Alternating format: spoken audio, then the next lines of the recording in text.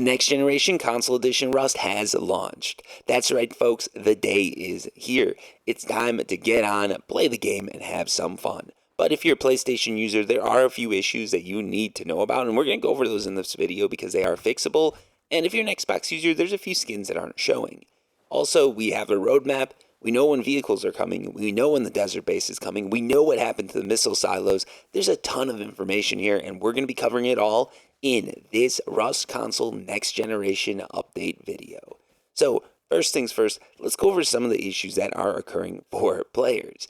So for the Xbox players, the Brutalist and Adobe skin are not currently showing in the Xbox store. They're actively working to fix it. And for the PlayStation players, they're aware that some players are not receiving the correct entitlements and skins for different editions. They're investigating that as well, and these things will be fixed as time goes on, so don't really worry about that. Skins are how Rust Console Edition makes a lot of its money, so they're not going to leave you hanging. And if you're owed some skins or some coins, they're going to make sure you get that because that good experience means you're more likely to buy more skins. Also, if there's missing skins or coins, they said to give like 24 hours for D11 to figure everything out, and then you can start contacting people and figuring out what's going on. But right now, the game's launched, and honestly, things are going pretty good. If you bought some build skins and you're wondering how to use them, you just use your build menu like you normally would, but before you actually build whatever you're planning to build, you have some options to shift through the skins. Those are using those like left and right bumper buttons, and that's how you do it. That's how you change skins. It's very easy. Once you do build a structure, there's no way to actually put skins on it. So actually, it is sort of good that they did this wipe. If you're wondering, yes, they did a wipe servers. Not a blueprint wipe, but it wiped and all your structures disappeared. This is because the homing missile bug is now gone, and they want everybody to start fresh without having any advantages. Now, if you're a PlayStation user trying to download the game, there are a few issues. So here's the deal. If you previously owned the Standard, Deluxe, or Ultimate Edition, and you want to download Next Gen, you need to follow these steps. And this is from Weeping Honey on the announcements section of the Rust Console Edition Discord. So this is open your PS application on your phone or device. Go to Game Library, click on the Rust application, click the little arrow. Scroll until you see the free PS5 version of Console Rust. Click Select Edition after clicking your free PS5 version. Click to add to library, check your library on your console and download. Also, some people are saying that there's issues where if you have the game on the PS4, you need to delete it and then download it for the PS5. Now, let's jump over to the roadmap that we've got.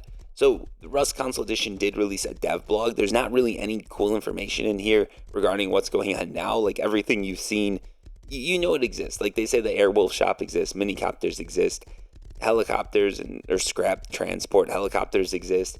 They say the attack helicopters exist. They talk about how to fly them. And then they have SAM sites and parachutes, along with homing missiles, which everybody knows about. And they mentioned hot air balloons, along with a few little fixes that they put in. But honestly, you've heard about all this. The roadmap is what you haven't heard about, and that's what we're going to be discussing for the rest of this video, because this roadmap is actually really cool. So in the roadmap, for every month, they say plus DLCs. Nobody knows exactly what these DLCs are, but my guess is you're going to see a Nomad Hazmat skin. You're going to see a bunch of other cool things that you're seeing on the console version of Rust. Basically, you're going to be seeing some new skin packs that are like extreme, like they're basically new items. And in addition to that, those items are probably going to be a little bit pay to win. If you know anything about the PC version of Rust, that's how they've given it more longevity. They've introduced pay-to-win skins, and what happens is people buy the pay-to-win skins, they use it for a month, the skins get a little bit nerfed as time goes on, and then people buy the latest and greatest pay-to-win skins. It means that your base is going to be more effective, but it also means if you can't spend money every month, you're going to get left behind, or you're going to need to find a teammate who does spend the cash. That seems like the way that we're going. Well, I'll have another video talking about that later.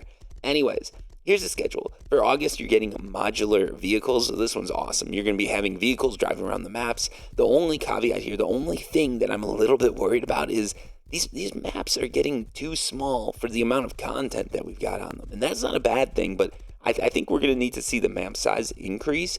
And I think sometime between August and December, we're going to see that. Probably like, I don't know, I could see them dropping in August with the vehicles, but they might wait September, October. If there's issues, I'm sure they're going to try and increase the map size.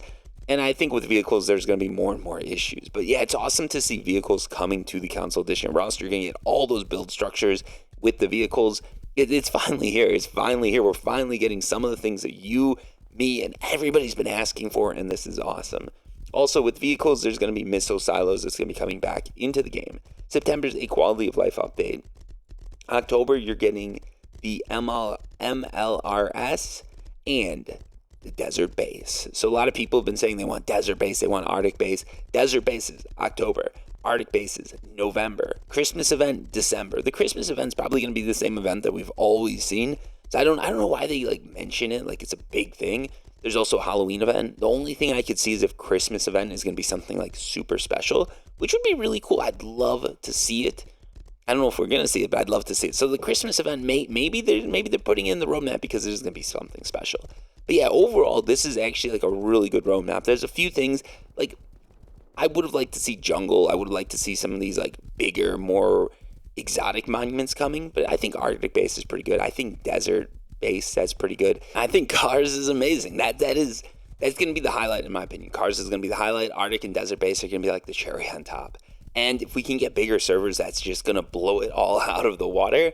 But yeah, overall, this is better than I expected. I thought there was going to just be some maintenance. Maybe they put vehicles in September, and maybe we get one more new monument. But the fact that we're getting a couple new monuments, we're getting vehicles, that Christmas event that they're hinting at seems to be something big. Overall, they have knocked it out of the park with this release. Throwing out early access. Early access had some things go wrong, but it's over now. We're done with that. Let's put it behind us, and let's look towards the future. And the future looks bright. Thank you so much for watching. Until next time, peace.